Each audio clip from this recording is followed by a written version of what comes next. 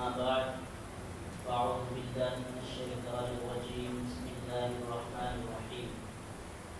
معزز علماء کرام اور حاضرین محترم، سب سے پہلے اللہ تعالیٰ کا شکر ہے اور اس کا لطف و احسان کہ جس کی توفیق سے آج ہم اللہ کے گھر میں قرآن مجید کی تعلیمات سیکھنے کے حوالے سے یہاں پر حاضر ہوئے، اور یہ اللہ کی توفیق ہے اور اس سے بڑی کوئی سعادت نہیں ہے، کیونکہ رسول اللہ صلی اللہ علیہ وسلم مسجد نبوی میں تشریف لائے تو آپ نے دیکھا کہ دو گروہ ہیں. ایک مجلس وہ مجلس ہے جو اللہ کے ذکر کی مجلس ہے، اور دوسری مجلس وہ تھی جو قرآن مجید کا اور دین کا علم سیکھ رہے تھے. حضور صلی السلام نے دونوں کی تعریف فرمائی، اور جو علم کی مجلس تھی وہاں پر آپ تشریف فرما ہوئے. تو یہ اللہ کی توفیق ہے کہ دین کا علم سیکھنے کے لیے ہم یہاں پر بیٹھے ہیں، اور دین کا جو اہم ترین اجزاء ہیں اور عناصر ہیں دین کی تعلیمات کے، جو حلال و حرام سے متعلق ہیں، جو ہماری روزمرہ زندگی سے متعلق ہیں، اور وہ ہمارے کھانے پینے کے احکام ہیں، اس سے متعلق کچھ ایسے احکام ہیں جن سے ہمیں کبھی کبھار واسطہ پڑتا ہے، لیکن کھانے پینے کے احکام ایسے ہیں کہ جن سے ہمارا روزانہ کی بنیاد پر واسطہ پڑتا ہے. تو اس وجہ سے اس سے متعلق احکام کو جاننا بہت ضروری ہے، اور خاص طور پر آج کے دور میں کہ جہاں پر ہمارا جو خوراک ہے اور کھانا ہے وہ بہت کمپلیکیٹڈ ہو چکا ہے. اتنا آسان نہیں رہا جتنا پہلے کے دور میں ہوتا تھا.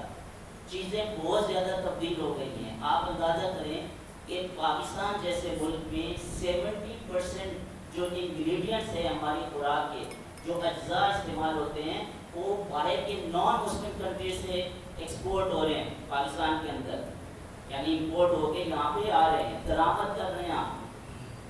غیر مسلم ملکوں سے 70% انگریڈینٹس جو ہمارے کھانوں میں استعمال ہوتے ہیں وہ غیر مسلم ممالک سے آتے ہیں. تو کتنی کمپلیکیٹڈ صورتحال ہے کہ ہمیں اپنے کھانے کو، ہماری اپنے پینے کی چیزوں کو میک شور کرنا ہے کہ کیا یہ حلال ہے یا اس کے اندر کچھ ایسی آمیزش ہو گئی ہے جو حرام اور نجس انگریڈینٹس کی ہے. اور اس کی بہت زیادہ مثالیں آپ کو ملیں گی. پچھلے دنوں آپ نے دیکھا کہ پشاور میں ایک چاکلیٹ انہوں نے پکڑی، وہاں کی جو فوڈ اتھارٹی ہے، حلال فوڈ اتھارٹی، اور اس چاکلیٹ کو جب لیبارٹری کے اندر انہوں نے اس کے ٹیسٹ کیے اس کے انگریڈینٹس، تو پتہ چلا کہ اس کے اندر جو جیلاٹن استعمال ہوا ہے وہ خنزیر کی چربی سے بنا ہوا. کسی کو نہیں پتا. ایک عرصے تک وہ مارکیٹ میں بک رہی ہے اور لوگ کھا رہے ہیں اس کو. اور حیرت کی بات یہ ہے کہ اس کے اوپر جو پیکیجنگ کے اوپر جو انگریڈینٹس لکھے ہوئے تھے وہ سارے چائنیز زبان میں لکھے ہوئے، نہ انگلش میں نہ اردو میں. اب کسی کو پتا کیا چلے کہ یہ کیا ہے، وہ کھاتے جا رہے ہیں. اس کے بعد پشاور میں یہ قانون پاس کر دیا کہ اب کوئی بھی جو فوڈ پروڈکٹ ہے اس کے اوپر جو انگریڈینٹس ہیں وہ انگلش میں لکھے ہوں گے یا اردو میں لکھے ہوں گے. تو یہ تو ایک کیس پکڑ لیا تو پتہ چل گیا. اس طرح کے کتنے ہی ایسے کیسز ہیں کہ ہم روزانہ کی بنیاد پر اس کو یوز کر رہے ہوتے ہیں کھانے پینے کی اشیاء میں، لیکن ہمیں اس کے پتہ نہیں کہ اس کا سورس حقیقت میں کیا ہے، حلال ہے یا حرام ہے. تو آج کے اس درس کے اندر سب سے پہلے ہم حلال کی امپورٹنس کو دیکھیں گے کہ حلال کھانا پینا اتنا ضروری اور اتنا اہم کیوں ہے، اور قرآن و حدیث میں اس کے حوالے سے کیا تعلیمات آئی ہیں، اور پھر حلال کھانے کے ہماری شخصیت کے اوپر کیا اثرات مرتب ہوتے ہیں. کیا جو ہم کھانا کھا رہے ہیں یہ ہمارے افعال کے اوپر بھی اس کے کوئی اثرات ہوتے ہیں کھانے کے، کیونکہ ہم تو اس کو سمپل لیتے ہیں نا، بھوک لگی ہے تو کھانا کھا لیا. بس کھانے کے ہمارے جسم کے اوپر اثرات ہوتے ہیں، اس کے نتیجے میں ہمارے جو افعال صادر ہو رہے ہوتے ہیں وہ ہمارے کھانے کے نتیجے میں آ رہے ہوتے ہیں. اگر خوراک اور کھانا حلال اور طیب ہے تو اس سے نیک افعال صادر ہوں گے، خیر خواہی کا وہ مصدر بنے گا، اور اگر خوراک اچھی نہیں ہے، حلال نہیں ہے، تو وہ کبھی بھی خیر خواہی کا مصدر نہیں بن سکتا، اس سے ہمیشہ شر ہی پیدا ہوگا اور معاشرے کے اندر بدامنی پیدا ہوگی۔ قرآن مجید کی یہ جو آیت میں نے تلاوت کی، یا ایھا الناس کلوا مما فی الارض حلالا طیبا، یہاں بھی آپ ایک چیز اور نوٹ کریں گے کہ قرآن مجید میں صرف حلال کھانے کا حکم نہیں دیا ہے، بلکہ جہاں جہاں پر حلال کا لفظ آیا ہے اس کے ساتھ قرآن مجید نے ساتھ طیب کو ایڈ کیا ہے۔ ہم میں سے اکثر اس چیز کو تو میک شور کر لیتے ہیں کہ ہم جو کھا رہے ہیں وہ حلال ہو، لیکن کبھی ہم نے طیب کے اوپر اتنا فوکس نہیں کیا۔ تو حلال تو ہو گیا کہ جس کو شریعت نے کہا کہ یہ چیزیں حلال ہیں وہ کھا رہے ہیں، لیکن صرف حلال نہیں ہے، طیب کا مطلب کیا ہے کہ جو آپ کھا رہے ہیں وہ حلال ہونے کے ساتھ ساتھ پاک بھی ہو، وہ پیور بھی ہونا چاہیے، گڈ فار ہیلتھ، ہماری صحت کے لیے مفید ہو، مضر صحت نہ ہو۔ پاسبل ہے کہ کوئی چیز حلال ہو لیکن ہماری صحت کے لیے نقصان دہ، تو کیا آپ اس کو کھا سکتے ہیں؟ اس کو آپ نہیں کھا سکتے، کیونکہ ہمیں حلال پلس طیب کھانے کا حکم کیا گیا ہے۔ دوسری چیز اس آیت کے اندر آپ دیکھیں گے کہ یہاں پر یا ایھا الناس سے اللہ تعالیٰ نے مخاطب کیا ہے، اور آگے شرعی حکم ہے، کلو فعل امر ہے، حلال کھاؤ، اور یہ تو بالکل کنفرم ہے کہ جو غیر مسلم ہوتے ہیں وہ شریعت کے احکام کے مکلف ہی نہیں ہوتے، تو وہ تو یا ایھا الذین آمنوا، اے ایمان والو، آگے حکم آئے گا یہ کرو، تو ایمان والے شریعت کے احکام کے مکلف ہوتے ہیں، غیر مسلم تو ہوتے ہی نہیں۔ کھانا اور پینا یہ واحد ایسا حکم ہے کہ جس کو حلال کھانا لوگوں کو حکم دیا گیا ہے، غیر مسلموں کو بھی یہ حکم ہے کہ تم بھی حلال کھاؤ اور طیب کھاؤ۔ اور یہ جو میں نے بات کی تھی کہ کھانے کے ہمارے زندگی کے اوپر اثرات ہوتے ہیں، اور جو حلال کھاتا ہے اس سے نیکی صادر ہوتی ہے، دوسری آیت میں اس کی دلیل ہے جس میں اللہ رب العزت نے ارشاد فرمایا یا ایھا الرسل کلوا من الطیبات واعملوا صالحا۔ یہاں پہ دیکھیے کہ جو حکم اللہ تعالیٰ نے ایمان والوں کو دیا ہے وہی حکم اپنے رسولوں کو بھی دیا ہے کہ اے رسولو تم بھی طیبات کھاؤ، حلال اور طیب کھانا کھاؤ اور نیک اعمال کرو، وعملوا صالحا۔ تو یہاں سے کیا پتہ چلا کہ جو حلال رزق کھاتا ہے اس سے ہمدردی، خیر خواہی، دوسروں کے ساتھ محبت اور تعاون جیسے اخلاق صادر ہوتے ہیں، اور جو حرام رزق کھاتا ہے وہ کبھی بھی خیر کا باعث نہیں بنتا، ہمیشہ اس سے شر ہی صادر ہوتا ہے۔ اور پھر ایک چیز اور جو سب سے بڑی نعمت ہے وہ نعمت امن ہے، پیس اینڈ سیکیورٹی، امن و سلامتی کے ساتھ رہنا ہے نا، کہ آپ کو سب کچھ مل جائے، ساری نعمتیں مل جائیں، کھانے پینے کی اور رزق اور مال و دولت، لیکن وہاں پر امن نہ ہو، تو کیا آپ ان نعمتوں کو انجوائے کر سکیں؟ ڈر ہی لگا رہے گا، پتہ نہیں کب آ جائے اور یہ نعمتیں چھین کے کوئی لے جائے، غصب کر لے، مار دے، کسی چیز کی کوئی گارنٹی نہیں۔ اور یہ امن اتنی بڑی نعمت ہے کہ جس کا قرآن مجید میں اللہ تعالیٰ نے ذکر کیا سورہ قریش میں، لإیلاف قریش ایلافہم رحلۃ الشتاء والصیف فلیعبدوا رب ھذا البیت الذی اطعمہم من جوع وآمنہم من خوف۔ جس نے تمہیں امان دی ہے بھوک سے بھی اور خوف سے، تو اتنی بڑی نعمت ہے۔ یہ پیس اینڈ سیکیورٹی کب معاشرے میں آ سکتی ہے؟ جب لوگوں کی خوراک حلال ہو، کیونکہ جو حلال رزق نہیں کھاتا ہے وہ لوگوں کو اس سے ہمیشہ انتشار کا باعث بنے گا، فساد کا باعث بنے گا، اور جہاں پہ فساد ہوگا وہاں پہ امن کہاں پہ ہوگا؟ بلکہ ہمارے اسلاف نے لکھا ہے کہ وہ دیکھتے تھے کہ جن علاقوں میں، جن جگہوں پر بدامنی ہوتی تھی، چوری چکاری، لٹیرے، ڈاکے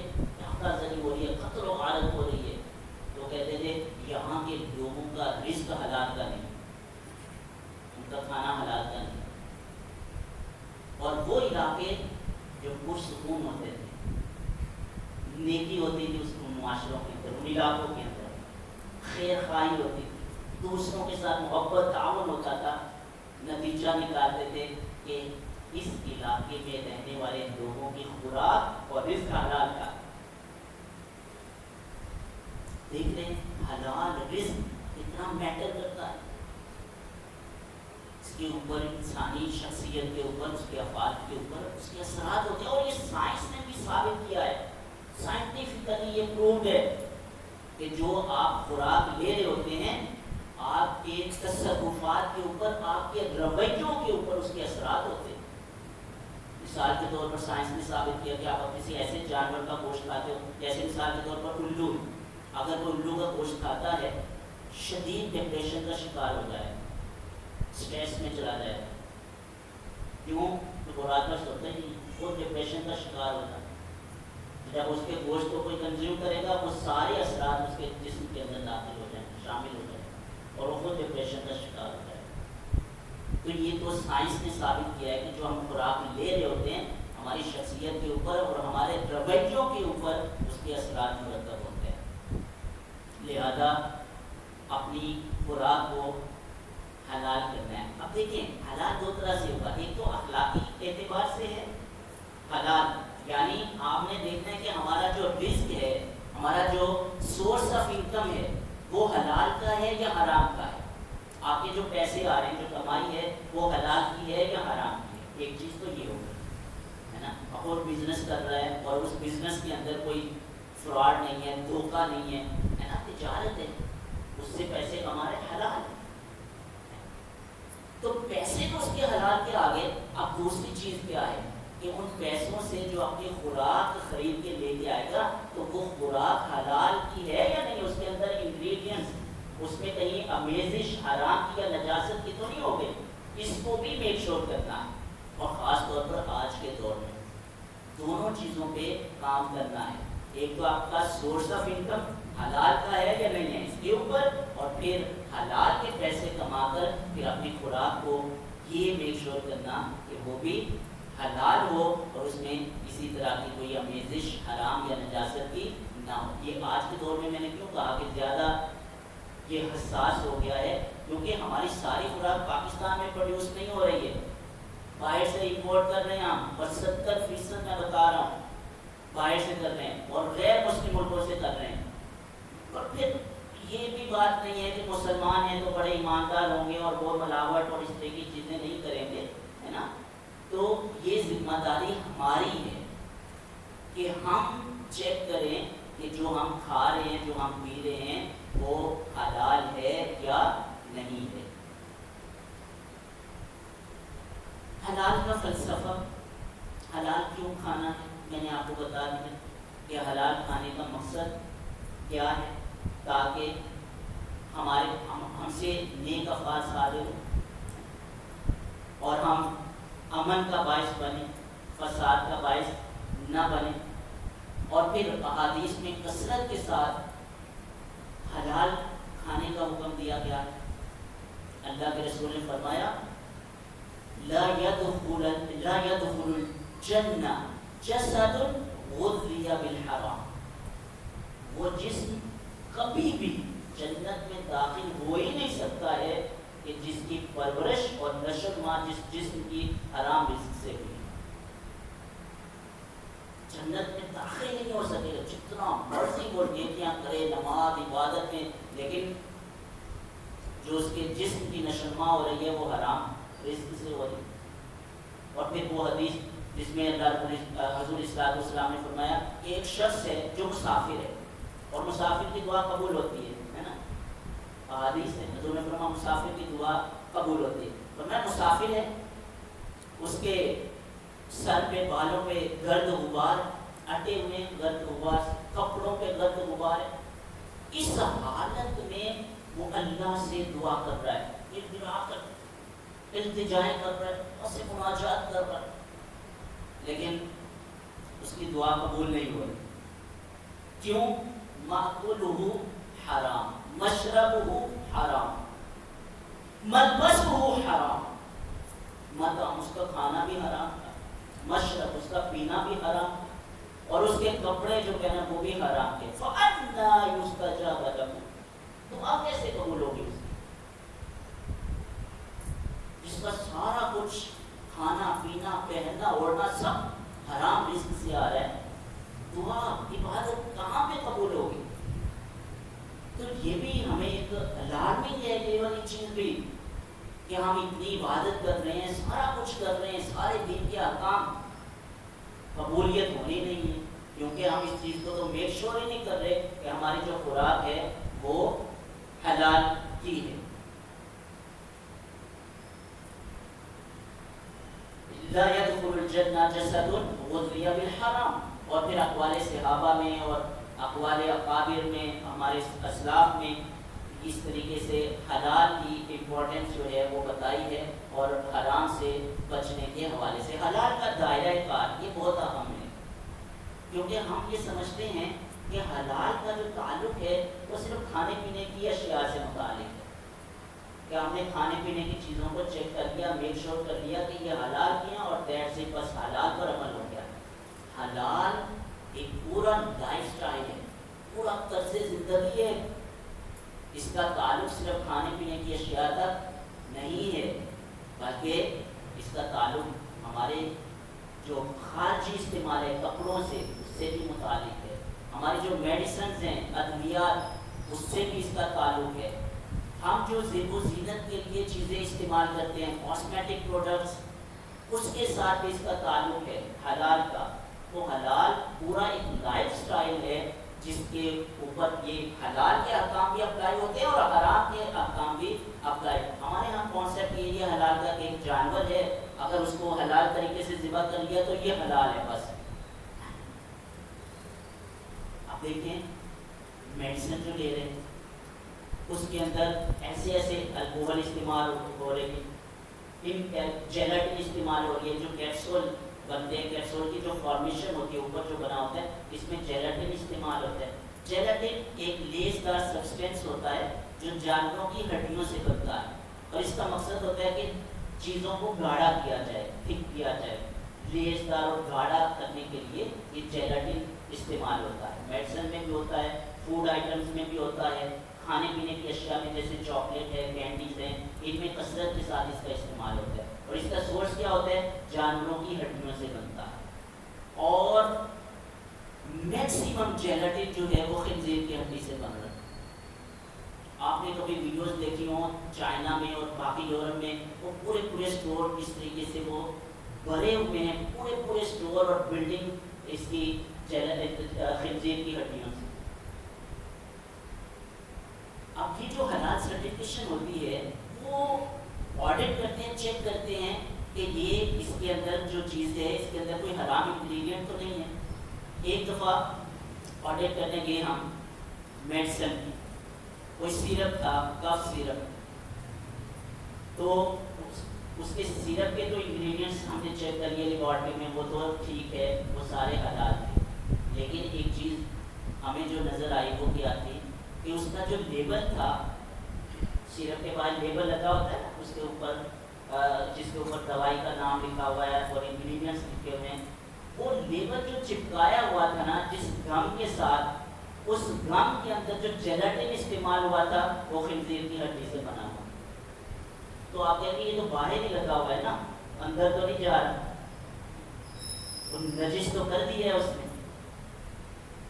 اب دیکھیں کتنی چیزیں، کتنا باریک بینی سے اس کو دیکھنا، کیونکہ حلال حرام کا معاملہ ہے۔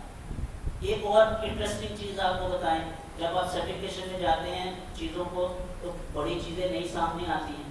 اورنج مالٹا، اس کی حلال سرٹیفکیشن، آپ کہیں گے مالٹے کی کیا کریں گے، مالٹا تو حلال ہی ہوتے، اس پہ کیا حرام آتا ہے نا؟ لیکن جب اس کی سرٹیفکیشن کی تو ہم نے دیکھا کہ مالٹوں کو جو باہر ایکسپورٹ کرتے ہیں تو اس کو پالش کرتے ہیں، تو جو پالش کر رہے تھے اس پالش کے اندر ایک کلر استعمال کیا ہوا تھا انہوں نے، اور وہ کلر جو انہوں نے لیا تھا ایک کیڑا ہے جس کو پوچٹیل کہتے ہیں، اس کیڑے سے انہوں نے وہ کلر لے کر اس پالش میں استعمال کیا۔ اور کیڑے ہمارے یہاں سارے کس میں آتے ہیں؟ خبائث میں آتے ہیں۔ خبائث سوائے وہ جو طبی دل ہے اس کو استثناء ہے حدیث کے اندر، باقی سارے کیڑے خبائث میں اور وہ اس میں استعمال ہو. عدالت کر رہا ہے کہ چیزیں کتنی اب کمپلیکیٹڈ ہو گئی, اتنی آسان رہی نہیں ہے. تو جب اتنی آسان نہیں رہی تو یہ ذمہ داری ہمارے کندھوں پہ آئی ہے کہ ہمیں چیک کرنا ہے ہر چیز جو ہم انٹرنل یوز کر رہے ہیں کھانے پینے کے لیے, یہ ایکسٹرنل یوز ہے, اس کو خارجی اس کا استعمال ہے, تو یہ چیک کریں کہ یہ حلال ہے پیور یا اس کے اندر کوئی آمیزش حرام کی ہوئی ہے. تو حلال کا جو دائرہ کار ہے وہ بہت وسیع ہے, صرف کھانے پینے کی اشیاء تک موجود نہیں ہے. اچھا آپ دیکھیں اس کے سارے اسٹینڈرڈ بنے ہوئے ہیں. حلال فوڈ کا اسٹینڈرڈ بنا ہوا ہے, حلال کاسمیٹک کا, حلال فارماسیوٹیکل پروڈکٹس کا, حلال ٹورزم کا, یہ جو سیاحت کے لیے جاتے ہیں اس کے بھی اسٹینڈرڈ بنے ہوئے ہیں حلال کے. اور یہ جانتے کہ انہوں نے بنائے ہیں. ہمارے یہاں تو جب حلال ٹورزم کی بات کریں, حلال فیشن, تو یہاں پہ تو ویسے ہی مذاق شروع ہو جاتا ہے کہ مولویوں کی نئی شرارت آ گئی ہے نا, کاسمیٹک میں حلال, ٹورزم میں حلال, ہے نا. کیونکہ ہم تو مسلمان بائی برتھ ہوئے ہیں نا, ہم نے کون سا اسلام کو اسٹڈی کر کے مسلمان ہوئے ہیں. یہ اسٹینڈرڈ ان مسلمانوں نے, نیو کمرز نے مسلمانوں نے بنائے ہیں جو اسلام کو پڑھ کے مسلمان ہوئے ہیں. تو انہوں نے کہا یار یہ تو ایسا دین ہے کہ جو جس میں پابندی تو کوئی نہیں ہے. وہ تو کہتا ہے کہ آپ اپنی دنیا کو انجوائے کرو, دنیا کو جیو, بس اس کے لیے اس نے شروط مقرر کیے ہیں, قواعد و ضوابط مقرر کیے ہیں. ان قواعد و ضوابط کے اندر رہتے ہوئے اسلام ہر چیز کی اجازت دے رہا ہے. تو ان گوروں نے, جو نئے مسلمان ہیں, انہوں نے یہ حلال کے اسٹینڈرڈ بنائے کہ یہ اسٹینڈرڈ بنائے ہمارے لیے حلال کے, اس کے مطابق ہم اپنی زندگی گزاریں. اسلام کی قدر ہی اس وقت ہوتی ہے اور اسلام کی حقیقت کا پتہ ہی اس وقت چلتا ہے جب اس کو پڑھا جائے, اس کا مطالعہ کریں, تب اس کے اسرار ہم پر کھلتے ہیں اور تب ہی اس کی قدر ہوتی ہے. جو بنے بنائے بائبل مسلمان ہو گئے تو چل چلو چل رہے ہیں.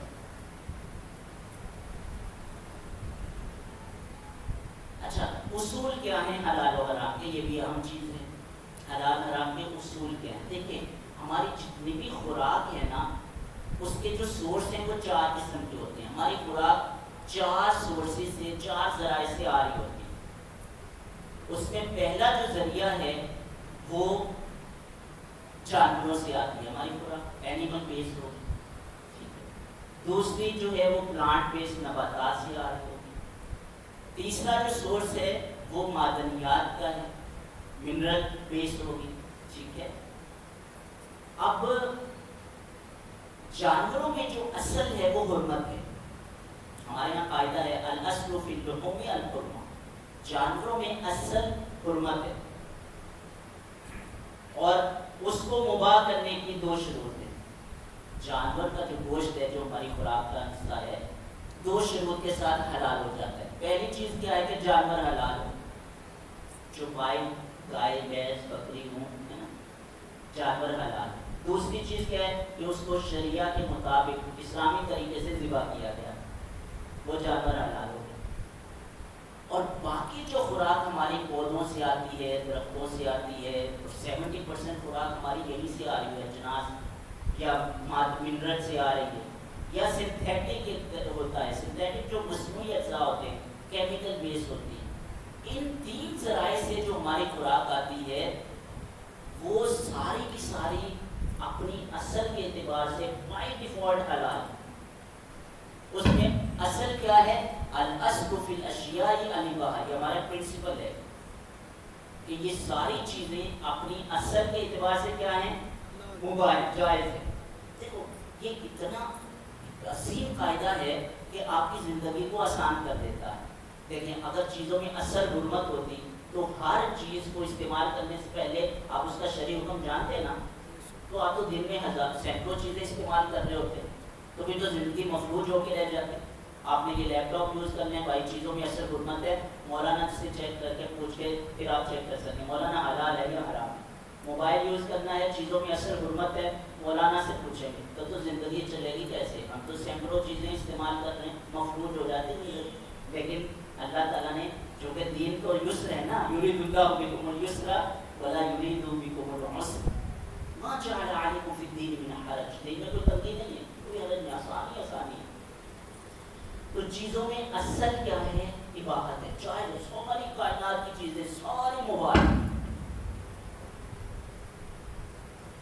دو شروط کے ساتھ جو ان 3 سورسز سے خوراک ہے. وہ کیا ہے؟ پہلی شرط یہ ہے کہ وہ مسکر نہ ہو، نشہ آور نہ ہو،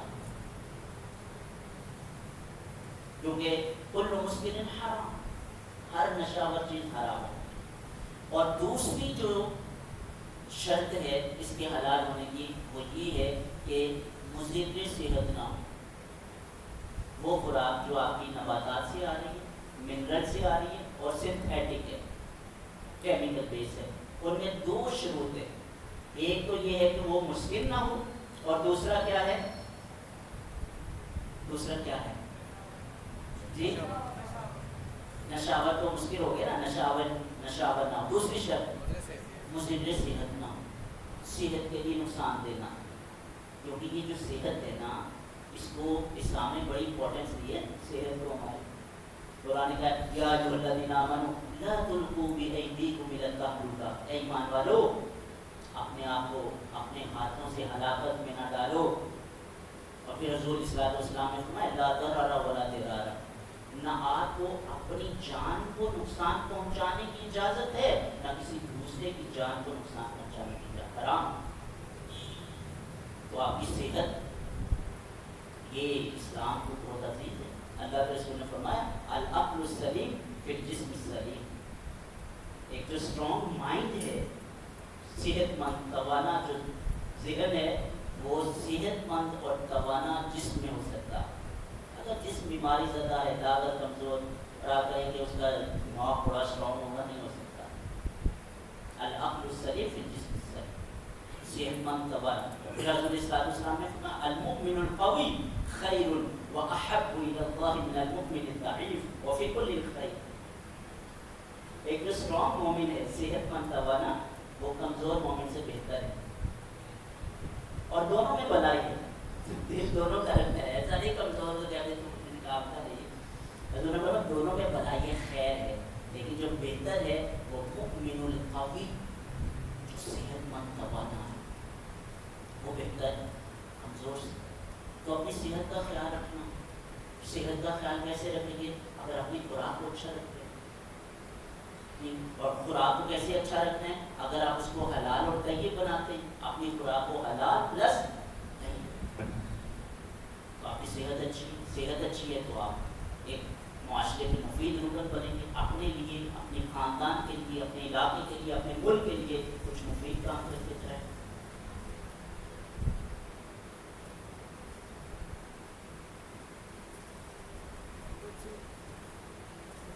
تو گوشت میں اصل حرمت ہے، اور 2 شرطوں کے ساتھ گوشت حلال ہو جاتا ہے. جانور حلال ہو اور شرعی طریقے سے اس کو ذبح کیا. ایک اور چیز، حلال حرام کا جو اختیار ہے وہ صرف اور صرف اللہ کے پاس. چیزوں کو حلال کرنا، چیزوں کو حرام کرنا کسی کے پاس یہ ہے. کوئی مولانا، کوئی مجتہد، کوئی فقیہ، کوئی غوث قطب ابدال، کسی کے پاس یہ اتھارٹی نہیں ہے کہ وہ چیزوں کو حلال کرے یا حرام کرے. ان الحکم الا للہ الا لہ الحکم وہو اسرع الحاسبین. یہ اتھارٹی اللہ نے اپنے پاس رکھی. تو جو مجتہد ہوتے ہیں، مفتی ہوتے ہیں، وہ مظہر الاحکام ہوتا ہے، مثبت الاحکام نہیں ہوتے. مثبت الاحکام صرف اللہ کے ساتھ. اور پھر اللہ نے یہ اتھارٹی اپنے رسول کو دی. وَيُحِلُّ لَهُمْ الطَّيِّبَاتِ وَيُحَرِّمُ عَلَيْهِمْ الْخَبَائِثَ. یہ رسول تمہارے لیے طیبات کو حلال کرتے ہیں اور خبائث کو حرام کرتے ہیں.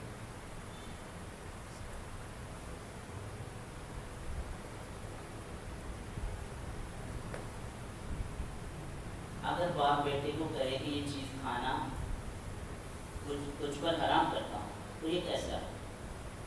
اگر کوئی باپ بیٹے کو کہہ دے کہ یہ جو کھانا ہے میں تم پر حرام کرتا ہوں، تو ابھی تو ہم نے کہا کہ حلال حرام کا اختیار کس کے پاس ہے؟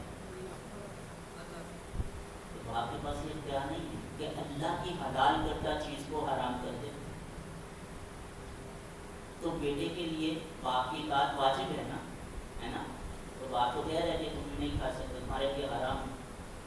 تو کیا باپ کی مانے گا؟ تو اس میں تو ایک اللہ کا حکم آ گیا، ایک باپ کا حکم آ گیا، تو کیا کریں؟ اس کا معنی اللہ کے رسول کی حدیث ہے، حضور نے فرمایا لا طاعت لمخلوق فی معصیت الخالق، مخلوق کی اطاعت خالق کی نافرمانی میں نہیں ہو سکتی. مخلوق کی اطاعت اسی وقت تک ہو سکتی ہے جب تک وہ اللہ کی اطاعت میں ہو. ٹھیک ہے. اچھا، یہ حصول علم کے ہمارے پاس 3 ذرائع ہوتے ہیں. علم حاصل کرنے کے 3 ذرائع ہیں. ایک وحی ہے، ایک حواس خمسہ ہے، اور دوسری ہماری عقل. عقل کے ذریعے سے بھی ہم چیزوں کا علم حاصل کرتے ہیں، وزڈم، اور اس میں انسان اور جانوروں کے درمیان فرق ہے، کیونکہ انسان کو اشرف المخلوقات بنایا ہے عقل کی وجہ سے. لیکن جو حواس خمسہ کے ذریعے سے علم آتا ہے اس میں انسان اور جانور دونوں برابر. سن کر جانوروں کو بھی پتہ چل جاتا ہے، انسان کو بھی، چکھ کر، پکڑ کر، دیکھ کر، سن کر. حواس خمسہ تو یہ کمزور علم ہوتا ہے. عقل کا علم حواس خمسہ سے زیادہ بہتر ہوتا ہے، لیکن سب سے بہتر علم، اسٹرانگ، ایکیوریٹ، وہ علم ہے جو وحی کے ذریعے سے آتا ہے. یہ میں آپ کو کیوں بتا رہا ہوں؟ اس وجہ سے کہ اگر کسی چیز کے بارے میں یہ ڈیسائیڈ کرنا ہو یہ حلال ہے تو یا حرام ہے، کون ڈیسائیڈ کرے؟ اگر ہم عقل کے ذریعے سے کرتے ہیں یا حواس خمسہ کے ذریعے سے کرتے ہیں ہو سکتا ہے. اور وحی کے ذریعے سے، تو وحی کے ذریعے سے جو حلال حرام کا علم آ رہا ہے وہ زیادہ ایکوریٹ ہے، کیونکہ ہماری عقل کیا ہے؟ ناقص ہے. اور اللہ تعالیٰ نے مخلوقات کو پیدا کیا، اللہ کو بہتر پتہ ہے ان کے لیے کیا چیزیں فائدہ مند ہے، ان کے کرنے کا حکم دے دیا، کون سی چیزیں نقصان دہ ہیں ان سے منع کر دیں. تو یہ پہلا جو ہمارا حصہ تھا آج کی گفتگو کا، اس میں ہم نے حلال کی جو امپورٹنس ہے اس کے اوپر بات کی، اور اس کے ساتھ ساتھ پھر حلال کھانا کیوں ضروری ہے، اور پھر حلال کا دائرہ کار کیا ہے، اور ہماری خوراک کے جو سورسز ہیں، ہماری خوراک کہاں سے آتی ہے. میں نے بتایا جتنی خوراک آ رہی ہے وہ 4 سورسز سے آ رہی ہے، اور اس میں حلال حرام کا جو اصول اور ضوابط ہیں اس کے اوپر ہم نے بات کر دی.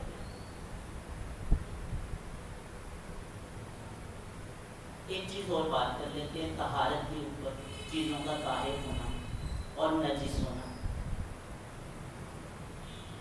جس طرح ہمارے ہاں اصول ہے الاصل فی الاشیاء الاباحہ، کہ چیزیں بائی ڈیفالٹ ساری حلال ہوتی ہیں، اسی طرح ہمارا ایک پرنسپل ہے کہ الاصل فی الاشیاء الطہارہ، کہ ساری چیزیں اپنی اصل کے اعتبار سے پاک ہوتی ہیں. ساری چیزیں، کائنات کی ساری چیزیں پاک ہیں. اگر آپ کو کسی چیز کو نجس ثابت کرنا ہے تو دلیل آنی پڑے گی اس کو نجس ثابت کرنے کے،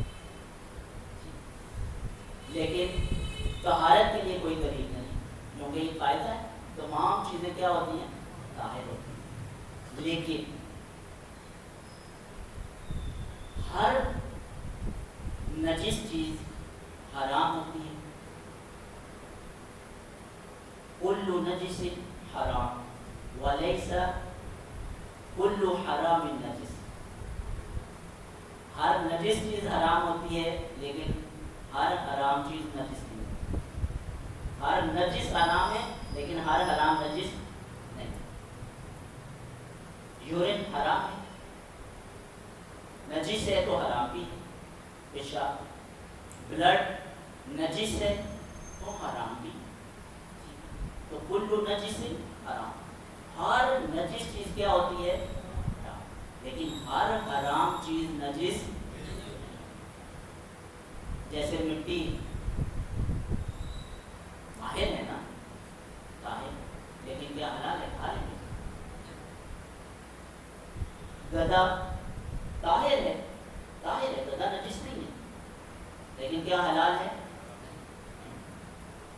اللہ کے رسول نے سواری فرمائی اس کی، اور پھر اس کے بعد آپ نے کوئی طہارت کا اہتمام نہیں کیا. اگر نجس ہوتا تو اترنے کے بعد پھر کپڑوں کو صاف کرتے، طاہر کرتے، بدن کو کرتے کہ نہیں. اس کا مطلب کیا؟ کسی کا بلی ہے حرام ہے لیکن نجس نہیں. تو قاعدہ کیا ہے؟ ہر نجس چیز حرام ہوتی ہے لیکن ہر حرام نجس نہیں. پھر یہ نجس دو طرح کا ہوتا ہے، ایک نجس بعینی ہوتا ہے اور ایک خالی نجس ہوتا ہے. جو نجس بعینی ہوتا ہے وہ نجس ہے جو اپنی ذات کے اعتبار سے نجس ہے. جیسے شراب ہے بائی ڈیفالٹ اپنی ذات میں، خنزیر اپنی ذات میں نجس ہے، اس کو کہتے ہیں نجس بعینی. اور ایک نجس ہے وہ کیا ہوتا ہے کہ وہ بائی ڈیفالٹ نجس نہیں ہوتا، ایک چیز ہوتی ہے لیکن نجس بعینی ہی اس میں شامل ہو جاتی ہے تو اس کو نجس کر دیتی ہے. جیسے دودھ ہے، طاہر ہے یا نجس ہے؟ طاہر ہے نا، لیکن اگر کوئی بلڈ کا قطرہ اس میں گر جائے تو کیا ہو جائے گا؟ نجس بعینی ہی ہوا ہے یا صرف نجس ہے؟ صرف نجس ہے. اسی طرح کچھ اصطلاحات ہم دیکھ لیتے ہیں، جیسے یہ ہے، ایسے حرام ہے، ایک حرام ذاتی ہی ہے اور ایک حرام لعینی ہی. حرام لعینی وہ حرام جو اپنی ذات میں حرام ہوتا ہے، جیسے خنزیر کا گوشت یہ ذاتی ہی حرام. ایک حرام لغیری وہ چیز اصلاً حرام نہیں ہوتی لیکن باہر سے کوئی چیز اس میں حرام بعینی ہی شامل ہو کر اس کو حرام کر دیتی ہے. جیسے چوری کا مال ہے، چوری کا مال غصب شدہ مال ہے تو مال اصل تو نہیں ہے لیکن باہر سے غصب کا چوری کا اس میں داخل ہو گیا. غصب شدہ جگہ پر نماز پڑھنا، قبضے کی جگہ پر، اب نماز پڑھنا تو مشروع عمل ہے نا، لیکن جس جگہ پر پڑھ رہے ہیں قبضے کی جگہ، یہ کون سا ہو جائے گا؟ حرام لغیرہ، ذات حرام نہیں. تو حلال حرام میں جو ٹرمز زیادہ استعمال ہوتی ہیں وہ حلال کی ہے. حلال وہ چیز ہوتی ہے جس کو اللہ رسول نے حلال کر دیا ہو، اکارڈنگ ٹو شریعت، جائز ہے، مباح ہے، پرمیسیبل ہے. اس میں ہم نے دیکھ لیا وہ ساری حلال ہوتی ہے. جو حرام ہے اس کی لسٹ دی ہے، باقی حلال کرنی. اس کے بعد حرام ہے جس کو اللہ نے حرام کر دیا، ڈکلیئر کر دیا کہ یہ حرام ہے، ٹھیک ہے، وہ حرام ہو جائے گی. اس کا حکم کیا ہے کہ حرام کا ارتکاب کرنے پر گناہ ملتا ہے، اس کو ترک کرنے پر ثواب ملتا ہے. اگر چھوڑ دیں گے تو ثواب ہے، کریں گے تو گناہ ہے، جہنم کا عذاب کیا جائے گا. پھر حرام سے نچلے درجے میں آتا ہے وہ مکروہ تحریمی. مکروہ تحریمی جو ہے یہ حرام کے قریب ہوتا ہے اور تھوڑا سا لائٹ سا فرق ہوتا ہے حرام میں اور مکروہ تحریمی. کہ حرام جو ہے وہ دلیل قطعی سے ثابت ہوتا ہے قرآن مجید سے یا حدیث متواتر سے، اور جو مکروہ تحریمی ہے وہ دلیل ظنی سے، خبر واحد، حدیث کے قسم ہے جس کو خبر واحد کہتے ہیں، اس سے ثابت ہوتا ہے نا. یہ مکروہ تحریمی ہو جائے. پھر اس کے بعد مکروہ تنزیہی ہے، مکروہ ناپسندیدہ، مکروہ کو ناپسندیدہ چیز کو کہتے ہیں نا. تو مکروہ تنزیہی کے مباح کے قریب ہے، مکروہ تحریمی حرام کے قریب ہے اور مکروہ تنزیہی مباح کے قریب ہے. اس کے کرنے کا حکم کیا ہے؟ اس کے کرنے پہ تو آپ کو کوئی ملامت یا عذاب نہیں دیا جاتا ہے. مکروہ تنزیہی جیسے گھوڑے کا گوشت ہے کھانا، مکروہ تنزیہی ہے نا، کھانے کوئی دقت نہیں ہے. اسی طرح دب ہے، وہ یہ بھی مکروہ تنزیہی ہے، اس کے کھانے میں کوئی دقت نہیں ہے، مکروہ تنزیہی ہے. تو تنزیہی میں وہ مطلب آپ کی ذاتی پسند ناپسند انوالو ہو جاتی ہے اس کے اندر، ہے نا، اور کرنے پر اس کا کوئی گناہ نہیں ہوتا. ایک اور ٹرم حلال حرام کے بعد استعمال ہوتی ہے، وہ ہوتی ہے مشکوک. کیا ہے؟ مشکوک. مشکوک اس کو کہتے ہیں ڈاؤٹ فل. مشکوک جس کا حلال ہونا اور حرام ہونا واضح نہ. اب شریعت میں حلال بھی واضح ہے، حرام بھی واضح ہے. اللہ کے رسول نے فرمایا الحلال بین والحرام بین، حلال بھی واضح ہے، حرام بھی واضح، کلیئر کٹ بالکل. وبینہما مشتبہات، حلال اور حرام کے درمیان کیا ہے؟ مشتبہات، ڈاؤٹ فل چیزیں ہیں. فاتقوا الشبہات، شبہات سے بچو. یہ کوئی ایسی چیز نہیں ہے کہ آپ کو اچھا شبہات ہے تو چلو کوئی بات نہیں، اس میں تھوڑا لائٹ موڈ بھی آ جائے گی. نہ ڈاؤٹ فل چیزوں سے بچنے کا حکم ہے. کیونکہ اس نے فرمایا فمن وقع فی الشبہات فقد وقع فی الحرمات، جو شبہات کا ارتکاب کرتا ہے وہ ان قریب حرام کا بھی ارتکاب کرے، لہذا شبہات سے بچنا ہے۔ اب شبہات کی مثال کیا ہوگی؟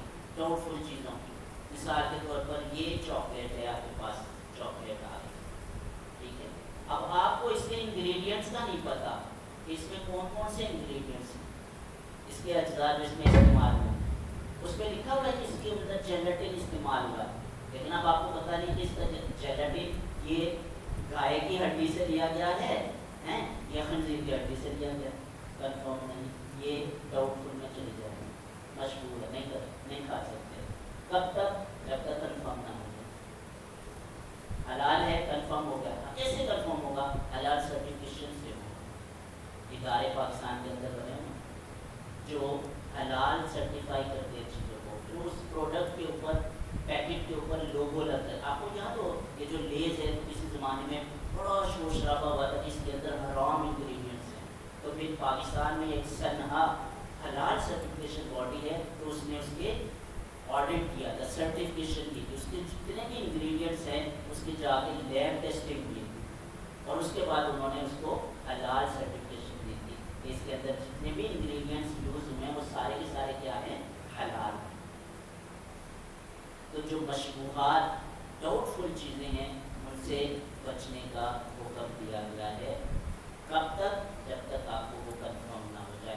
یہ بعض لوگ چیزیں سمجھتے ہیں کہ یہ تو ہم جب کسی نان مسلم یورپ میں جائیں گے تو وہاں پہ ہمیں ضرورت پڑے گی یہ چیزیں چیک کرنے کی، ہم پاکستان میں رہتے ہوئے ہمیں کیا حلال حرام ہے، سارے حلال ہے نا، لیکن آپ نے اب دیکھ لیا کہ پاکستان میں رہتے ہوئے بھی یہ شیورٹی نہیں ہے کہ یہ ساری 100% حلال کی ہے، 70% تو باہر سے نان مسلم چائنا سے ہی آ رہے ہیں آپ کے پاس، جو خوراک میں ہمارے یہاں استعمال ہو رہے ہیں، انگریڈینٹس کے ہیں، فوڈ کلر سارے باہر سے آ رہے ہیں، فلیورز باہر سے آ رہے ہیں، جیلاٹن باہر سے آ رہی ہے نا، ہمارے یہاں جو بن رہی ہے وہ اتنی نہیں بن رہی ہے کہ وہ آپ کی ضروریات کو پورا کر سکے، باہر سے امپورٹ کر رہے ہیں۔